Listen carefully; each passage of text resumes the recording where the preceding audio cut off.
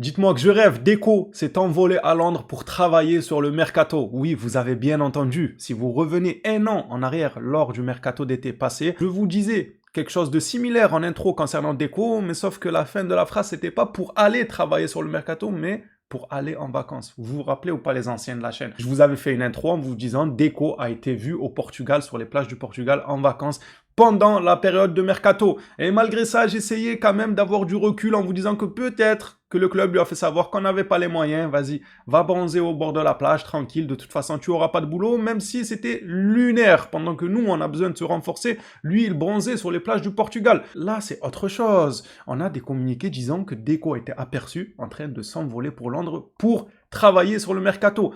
Tenez-vous prêts pour ce qui va nous arriver cet été. Je pense qu'on risque d'assister à un excellent mercato avec des recrues vraiment de classe mondiale. Je commence à y croire petit à petit. L'ambiance qu'il y a autour, des nouvelles choses qui nous arrivent, les déclarations, enfin, ce que le coach dit, ce qu'on voit de Deco, on a l'air d'être dans le bon pour une fois. J'espère ne pas vous vendre du rêve, enfin, le rêve que moi j'espère voir arriver. J'espère ne pas trop vous l'inculquer et qu'au final, on tombe tous de haut, quoi. Et la chute, elle va être vertigineuse. J'espère tomber tout seul, écoutez, si vous voulez pas vous accrocher et monter très haut, tranquille, restez modéré et tout. Moi, par les communiqués que je vois, me font extrêmement plaisir. Dans tout ça, il y a toujours des mauvaises nouvelles, notamment la blessure de Lamine Yamal. On va commencer d'ailleurs pour ça, les Blaugrana. Si le contenu vous plaît, n'hésitez pas à liker, vous abonner et parlons tout de suite de Lamine Yamal et de l'actualité autour du Barça. Et voici en ce qui concerne Yamal et sa blessure, le meilleur joueur du monde, bien sûr, sera au mondial. Absence estimée de 4 à 6 semaines. C'est beaucoup, c'est une fin de saison pour notre international espagnol. Lamine Yamal, fin de saison. C'est tellement dommage que ce soit pour ses statistiques ou même pour aider le Barça, parce que comme on l'a dit, d'ailleurs Pedri va dans ce sens-là, ce n'est pas encore gagné mathématiquement ce championnat. C'est encore faisable, une remontada de nos concurrents. Donc attention, il faut rester concentré. Ça fait quand même mal de perdre un élément clé alors que tu dois encore rester concentré sur ta saison. Maintenant, tout ce que je souhaite à Lamine Yamal, c'est un bon rétablissement. Je pense que l'équipe va gagner ce championnat haut la main. On lui souhaite aussi de pouvoir réellement participer à la Coupe du Monde à 100%, sans infusion de thé ou je sais pas quoi là. Vous savez, ils aiment bien mettre des infusions de thé, on lui a fait une infusion à la camomille ou... Bref, comment on appelle ça déjà? Ah, il y a un nom... Ah, je l'ai fait passer en revue en plus il y a pas si longtemps que ça, il y a 2-3 vidéos en arrière, on en a parlé, quand les joueurs ils jouent infiltration, voilà. C'est pas infusion de thé, moi aussi, j'abuse. Infiltration. J'espère qu'il va pas faire une Coupe du Monde sous infiltration pour que à la fin de la Coupe du Monde, quand l'infiltration va s'en aller, la blessure elle est 4 milliards de fois pire. Non, les gars, on va pas risquer sa carrière pour une blessure, quitte à ce qu'il rate la moitié du mondial, voire même tout le mondial. Il est jeune, il était même pas censé être au mondial déjà à la base. À son âge, il était même pas censé le faire ce mondial. C'est une grande chance pour lui, une grande opportunité de pouvoir faire ce mondial. Mais en cas de blessure, sa carrière, elle est encore longue. Des opportunités, il en a encore. Donc, il ne faut absolument pas risquer. J'espère vraiment que l'estimation de 4 à 7 semaines, elle est bonne et que à l'issue de ces 6 semaines, il reviendra en forme pour pouvoir disputer la Coupe du Monde. Parce qu'une Coupe du Monde sans Lamine Yamal, il reste qui dans le foot? Non, sérieux, il reste... Ah oui, Doué. Ouais. Ah, c'est bon, Doué, les gars. On a Doué, on va se régaler à la Coupe du Monde avec Doué. Passons à un autre joueur sorti sur blessure hier, Cancelo. Il s'entraîne avec le groupe. Il sera disponible contre Getafe. RAS du côté de Cancelo. En ce qui le concerne, ça a l'air d'être juste un coup qu'il a reçu, la douleur elle a été élevée sur le coup, ça nécessitait un changement, mais pas de répercussions pour les matchs suivants. C'est une bonne nouvelle, parce que, oh les gars, on perd trop de gens. Et d'ailleurs, en parlant de blessures, que ce soit là, Cancelo qui sort sur blessure, même si ça va, plus de peur que de mal, Lamine Yamal, comme je l'ai dit, il y a des joueurs absents lorsqu'on les appelle, Rafinha sur blessure, Frenkie de Jong qui revient juste de blessure, Gavi aussi, j'ai failli oublier, franchement, on n'est pas gâtés. Là, cette saison, est-ce qu'on a déjà vu notre 11 type tous alignés en même temps, genre tous? Lamine, Rafinha, Frenkie de Jong, Gavi, Pedri. J'ai pas en tête cette image-là d'une composition où il y a tout le monde. Peut-être lors des matchs de préparation. Et encore, je suis même pas sûr. La vérité, même les matchs de pré-saison, je sais même pas si on avait notre collectif au complet. Bon, je pense que oui, quand même, mais je sais plus. C'est pour dire à quel point, si on a un doute, c'est qu'il y a plus de doute. Voilà, quand il y a un doute, il y a plus de doute. Comme dirait, je ne sais qui là. J'écoute pas ces conneries, mais quand il y a un doute, il y a plus de doute. J'ai un doute, moi, sur est-ce que le Barça a déjà joué avec son 11 type. Ça veut dire que c'est déjà mal barré s'il y a un doute. Ça, c'est très grave, ça. Passons maintenant à Frenkie de Jong, justement. De Jong nous dit qu'il est clair sur son avenir. Il n'y a aucun club meilleur pour moi que le Barça. Je voulais être ici depuis que j'étais enfant et la vie familiale est parfaite. Il n'y a aucune raison qui me fasse aller ailleurs. Tous les joueurs nous parlent du contexte familial qui est un réel bonus pour Barcelone et ça risque d'attirer plus d'un joueur. Non seulement le club, il est extraordinaire et légendaire, mais en plus de ça, la qualité de vie, elle est très bien. Que veut un joueur professionnel de plus en vrai? Un millionnaire, qu'est-ce qu'il veut de plus? Club légendaire, ville où il fait bon vivre. Bon, on verra de grands noms rejoindre Barcelone. Alvarez par exemple. Pedri nous parle de la course à la Liga. Il dit que mathématiquement ce n'est pas fait. Lisons ensemble. Il y a beaucoup de gens qui pensent que la Liga est déjà décidée. Mais non, je crois tant qu'elle n'est pas mathématiquement assurée, nous ne pouvons pas relâcher. Le Real Madrid continuera à mettre la pression jusqu'à la fin. Et je pense que nous devons rester concentrés. On le pense tous. À part peut-être quelques fois, voilà, dans l'euphorie, on aura tendance à dire oui, c'est bon, regardez les points qu'on a d'avance. Jamais on la perd. Moi le premier, je vous le dis là. Jamais on la perd, la Liga. Mais il faut rester quand même mesuré. Mathématiquement, vous savez, les gars, c'est pas encore fait. Parce que si on divise 3 par 4 et on enlève le 1 plus le 2 et tu rajoutes 6, tu peux perdre la Liga. Donc, il faut rester sur ses gardes. Pas la gagner, les gars. Il n'y a aucun monde où on gagne pas la Liga, quand même. Ne vous énervez pas. N'allons pas jusque-là, quand même. Énorme pavé qui s'annonce. Franchement, j'ai la flemme de le lire, mais le boulot, les gars, c'est le taf. Oh, il débite, frérot. Il en avait des choses à dire. Abrège, mon gars. Le club souhaite également renforcer la défense, mais la priorité est de renforcer l'attaque. Si une seule ligne devait être renforcée, ce serait la ligne d'attaque et pas seulement avec un type de joueur. Le Barça examine le marché des transferts à la recherche de 2 attaquants, un neuf et un ailier gauche. Le club n'exclut pas d'effectuer 3 ou 4 ajustements en fonction des départs. Certains joueurs dans l'effectif actuel sont sur le marché et leur avenir dépendra des offres qui arriveront. L'un d'eux est Marc Casado. C'est pas un secret, lui, il a de grandes chances de s'en aller. Il n'est pas le seul qui pourrait faire ses valises. Il y a des cas de joueurs dont l'avenir dépendra en grande partie de leurs souhaits. Ronald Araujo, Ferran Torres, Rooney Bardi ou encore Robert Lewandowski. Tout indique que le Polonais partira. Bon, à l'heure actuelle, on avance plutôt vers un départ de Casado, de Lewandowski. Il y a certains joueurs, on nous dit ça dépendra de leurs souhaits, comme si on était le club Med. Comment ça dépend de ton souhait? Non, ça dépend de nos projets sportifs, ça dépend de nos ambitions, ça dépend pas de son souhait. Comment c'est son souhait? C'est quoi? Souhait de quoi? C'est son anniversaire, il doit faire un vœu, il doit faire un souhait. Arrêtons, s'il vous plaît, vas-y, mettez-moi tout ça dans un sac poubelle et posez-le à la première benne à ordures à côté du stade. Je sais pas ce qu'il me raconte. Oh, désolé, oh, je me suis emporté, il y a Rooney dans le... Ah, celui-là, vous me le retirez du sac poubelle et vous le mettez dans une poubelle de tri, vous le mettez dans la poubelle des prés. Là, je rigole, oh, Rooney, oh. On se calme. Mais voilà, pour la plupart... Emballez-moi tout ça et jetez-les en l'air. Bref, ce communiqué, quand même, il nous apprend quelque chose d'intéressant, c'est que le Barça privilégie un renforcement en attaque qu'en défense, si un choix devait être fait. A priori, ils veulent et renforcer l'attaque et renforcer la défense. Mais si on doit choisir, le Barça se jetterait plutôt sur l'aspect offensif. Êtes-vous d'accord ou pas, les phénomènes? Moi, je me suis assis, j'ai réfléchi et je suis d'accord.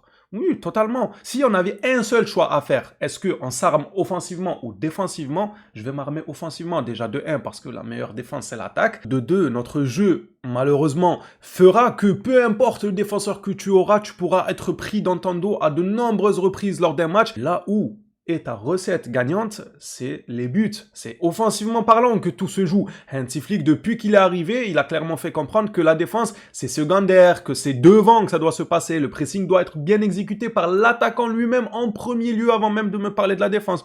Pareil pour les buts. Je n'ai aucun problème à encaisser 2-3 buts dans un match, mais je vais t'en mettre 4-5. Ça a toujours été sa philosophie depuis qu'il est venu au club. En regardant ça, moi je me dis c'est logique. À choisir, je m'en fous d'avoir un défenseur central, mais plutôt un attaquant. Ça, c'est à choisir, parce que évidemment dans l'idéal, on veut les deux les gars. Un défenseur, parce qu'on fait de la peine, malgré tout, malgré la prise de risque et tout. Et un attaquant aussi. Ça serait bien plus que Bueno, si on avait des recrues de classe mondiale à ce niveau-là. Maintenant, je vous avance juste le fait que moi je suis d'accord avec le club. Si un choix devait être fait, la meilleure défense, c'est l'attaque. Ton entraîneur mise tout sur le fait de marquer plus de buts que l'adversaire et non pas sur le fait d'encaisser moins de buts que l'adversaire. C'est différent. La vérité, quand on y réfléchit, c'est bien différent. Regardez, les gars. Oh, j'ai cru rêver, les gars. Incroyable sport qui nous sort une image, enfin, c'est une vidéo, carrément, où on voit Deco en train de marcher. Bon, c'est bien, déjà, on s'en moque un peu qu'il marche ou qu'il court. Le plus important, c'est ce qui nous est dit sur cette vidéo. Deco s'est envolé à Londres pour bosser sur le mercato. Ah, c'est pas incroyable, ça. Bon, l'année dernière, c'était pas à la même période, on va dire, c'était vers juin, juillet, il me semble. Allez, peut-être août. Il était parti au Portugal en vacances, à la plage et tout, c'était lunaire ce genre d'information. Et là, c'est même pas encore le mercato que le mec il s'envole déjà à Londres, mais il est pressé les gars. Il va faire une boucherie ce mercato. J'espère grandement que ça va se passer comme ça, que je ne suis pas en train de m'affoler pour rien et au final tomber de haut et venir le traiter de tous les noms ici. Bon, ça arrivera pas, mais on va le tacler quand même à notre manière, sans forcément être vulgaire, sauf si c'était fait loin. Hein. Des fois, il y a des fois trop, c'est trop, doucement quand même. Bref, on va clôturer cette vidéo actualité par le soi-disant hors-jeu d'hier et une déclaration de Tebas. Très bizarre quand même comme déclaration. Ferran Torres n'était pas hors-jeu hier. Ce n'est pas la première fois que le Barça se voit refuser un but pour un hors-jeu qui nous disent comme étant limite, mais lorsqu'on se penche sur cette limite-là, en fait, elle est en notre faveur. C'est limite, pour nous, il y a but, mais c'est pas... Les gars, ils nous la font à l'envers dans plusieurs matchs sur ce sujet-là. Il y a la VAR. Vous me comprenez mieux quand je vous dis enlevez-moi cette VAR, elle sert à rien. Les jeux sont pipés. S'ils veulent que ça se passe comme ça se passera comme ça, que tu mettes la VAR, que tu mettes la goal line technologie. Même des faucons, tu les équipes d'un appareil GoPro, je sais pas quoi là, une caméra et qui survole le terrain, ça va rien changer. Comprenez qu'il y a des intérêts. Donc ça, c'est que du match vu. Vous avez vu, on a la VAR, on vérifie, c'est drôle. Vérifie ta tante au bout d'un moment. Je disais pas de vulgarité, mais non, mais c'est la vérité. Oh, ils sont 15 dans un van, ils vérifient un hors-jeu, ils sont pas capables de voir s'il y a hors-jeu ou pas. Mais enlève la VAR, enlève le camion, laissez le camion au garage. Ça sert à quoi? J'en perds ma casquette, carrément. Oh, c'est ma tête qui est trop grosse. Non, mais en vrai, les gars, ça sert à quoi? Vous êtes là, vous payez l'essence, vous dérangez la voie, les gens, les usagers sur la route, vous les dérangez avec un gros camion, avec tout plein de câbles, des antennes et tout, pour le ramener jusqu'au stade. Vous arrivez au stade, vous foutez un boucan, tout ça pour être devant l'écran et dire... hors-jeu, hors-jeu. Frère, comment il y a hors-jeu? Ouvre tes yeux, tu veux quoi? T'as un écran 4K Full HD, 1 milliard d'IPS ou de FPS ou je sais pas quoi. Je trouve qu'on est extrêmement patient avec eux parce que c'est le scandale du siècle, voilà. En parlant de sport, bien sûr, je ne parle pas de ce qui se passe dans l'autre foutu monde, je parle uniquement de sport. C'est le scandale du siècle, la VAR. Elle ne sert absolument à rien. Malgré sa présence, on fait ce qu'on veut du match. On décide de l'issue du match avant même que celui-ci ne commence avec ou sans la VAR. C'est dramatique et je sais pas pourquoi on est autant patient. Bon, après, vous voulez que je fasse quoi en même temps? Moi, je fais rien en tout cas. Si vous voulez, vous aller manifester. Moi, je manifeste pas, les gars. Non, mais en vrai, on a quoi comme moyen de pression? Pas grand chose, hein. Tu vas voir quoi? Tu vas dire, je regarde pas le match. Je regarde le Barça. Regardez pas vous, si vous voulez. Moi, je regarde, les gars. Si vous voulez faire quoi? Leur crever les pneus, peut-être à la VAR. Comme ça, ils peuvent pas déplacer le camion, ils le ramènent pas. Et voilà, on fait des matchs sans la VAR. Ah, mais en vrai, les gars, j'en rigole, mais c'est triste. C'est triste d'en arriver au point où on se dit, ah, la technologie, on n'arrête pas le progrès, tout ça. Au final, le progrès, il s'arrête lui-même. Il est là, mais il sert à rien. Et on va finir par cette grosse tête de cacahuète là de Tebas. Pourquoi l'image elle est aussi grosse comme ça là? C'est la tête à Tebas ou quoi l'image? Voilà, comme ça c'est mieux les gars. Bon bref, oui, pas de coupage ni rien, c'est fait en direct, c'est nature peinture.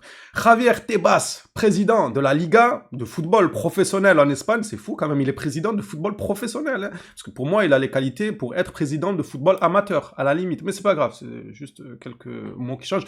Et professionnel du coup le Tebas. Le Barça ne va pas gagner tous les matchs de la Liga, loin de là, j'en suis convaincu. Le Real Madrid doit continuer à se battre pour le titre. Ouais, j'ai dit ça aux yeux de... Genre... On fait rien là aussi. On regarde.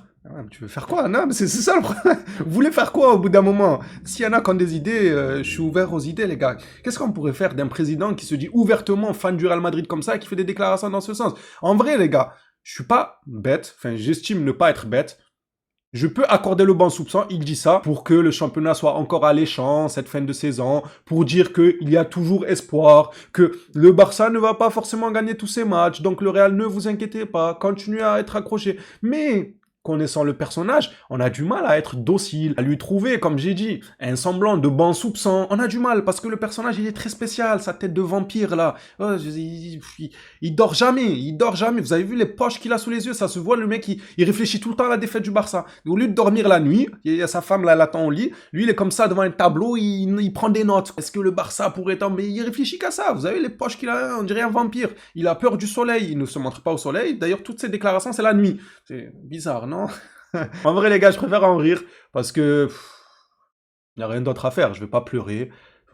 Pas du tout pour ces gens-là. Ni me mettre dans certains états. C'est tranquille, on en rigole. Mais ça fait peine à voir. Heureusement qu'on va gagner le championnat haut la main. Même si, oui, mathématiquement, selon la loi de Frankenstein, c'est pas encore fait et tout. Et d'accord. Oui. Et les extraterrestres, ils vont venir avec leur soucoupe volante. Ils vont aspirer Pedri du terrain avec la grosse lumière. Ils vont mettre une lumière sur le terrain. Ils vont aspirer Pedri et Lamine Yamal. Et voilà. Et le Barça perdra tous ses matchs comme par magie. Arrêtons 2 secondes, ça va le faire, mais restons concentrés quand même, je veux pas nous porter l'œil. Heureusement qu'on se dirige vers une victoire en Liga, parce que c'est dramatique d'avoir un président comme ça, j'ai hâte que ce ne soit plus le cas.